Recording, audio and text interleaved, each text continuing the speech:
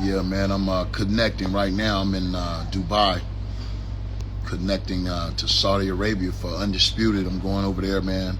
I'm excited, you know, for Tyson Fury and Oleksandr Usyk, man. Undisputed, you know. It don't get no bigger than this for all the belts and all the marbles, you know what I mean? Both of these fighters are going to bring it, man. You know that. You know, I've really been looking at Tyson Fury's conditioning.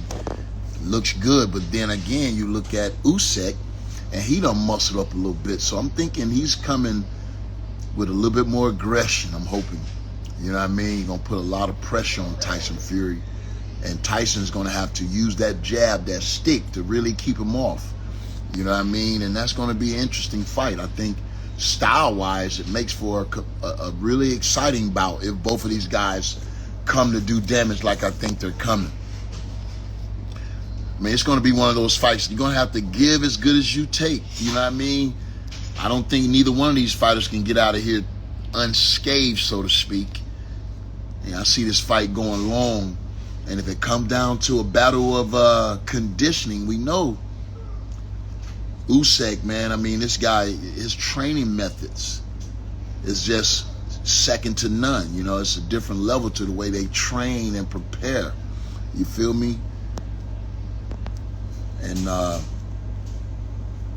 so I tip my hat off. I tip my hat to Usyk if it comes down to a physical, you know, battle. When it comes down to conditioning, you know, Tyson Fury, I don't think in his last fight with Ngannou he was in the best of shapes, and I think that how close that fight was really, you know, echoed that.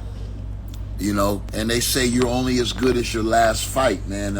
When you look at Usyk coming off 2 victories over AJ, and you know, AJ looking like he could be the top heavyweight in the world with his last 2 performances. So big feather in Usyk's hat for having those 2 victories over AJ.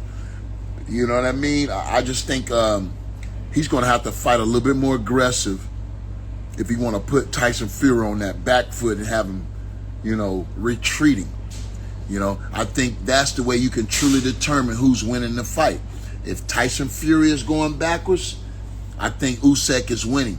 If Tyson Fury is forcing his way on Usyk, putting that pressure on him, have Usyk circling and backing up, you got to favor Tyson Fury. Yeah, it's going to be an interesting fight. We could have 2 or 3 different, you know, tails in this fight. The fight could change midway through.